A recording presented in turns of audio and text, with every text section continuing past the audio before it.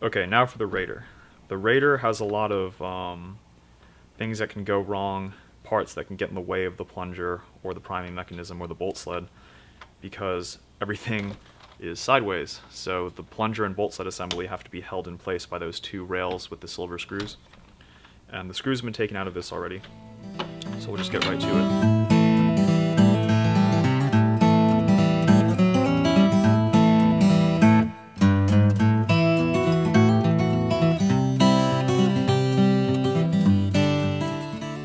Trigger connector bar, the trigger.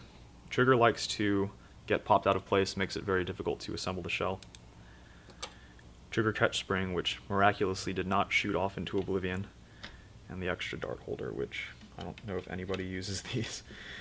Anyway, to install the kit, if you have taken out your air restrictors and everything, you don't have to remove the rails because the trigger catch will slide right into place.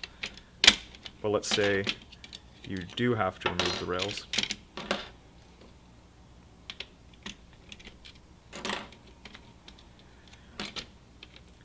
I suspect this is what is causing the most problems.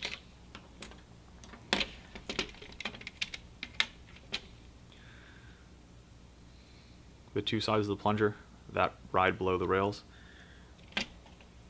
It's very easy to seat it and then think you have it installed correctly, just to have one of those flanges on the plunger outside of the rails. And that will let you partially prime your blaster, and then it will just feel like you're hitting a wall. So really make sure that the plunger is seated underneath those rails. And screw everything down. Because the cocking rod or priming rod is in line with the bolt sled and the priming handle, you don't really need to reinforce it with epoxy. However, it can't hurt.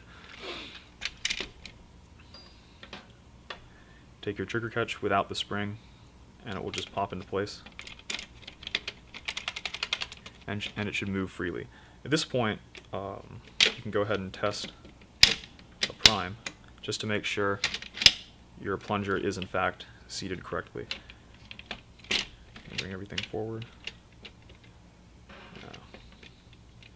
It does have an annoying lock right here, but you need to keep the locks in if you want your slam fire. This white piece right here.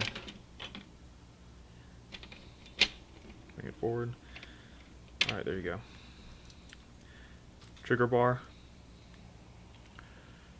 It rides on top of the white lock, not the other way around. And this hook here sits in front of the bolt sled, like in the Alpha Trooper. Let's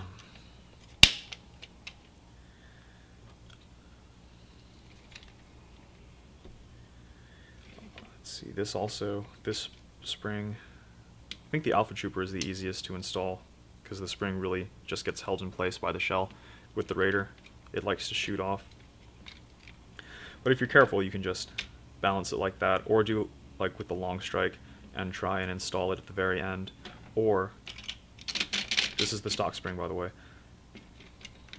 install it like so, and then hold down the whole assembly with your thumb.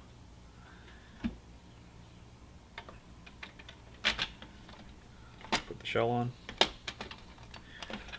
Let's see.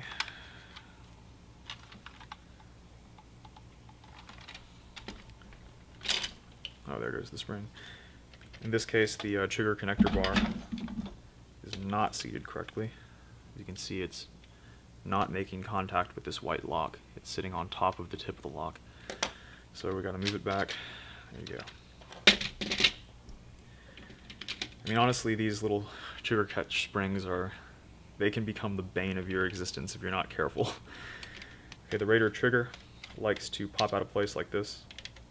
You're just going to have to be very careful when you put the two halves of your shell together. If anything gets bumped or knocked, you got to start over, come back, make sure everything is seated.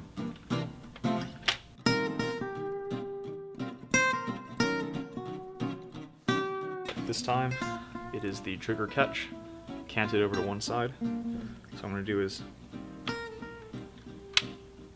hit the back with the screwdriver, lift up on it, pop back into place.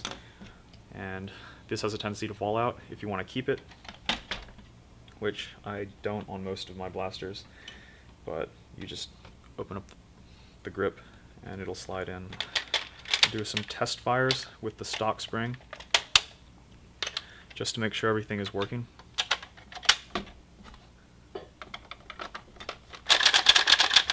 And that's how it should be. It should be smooth. Nothing in the way. The Raider has a magazine lock. There we go. Alright, seems to work just fine. And then go ahead and work out the stock spring and install the 6 kilogram spring, which is longer than the stock spring. Let's see, by about 1.5 coils. But it compresses to the same width as the back right here, so it does fit.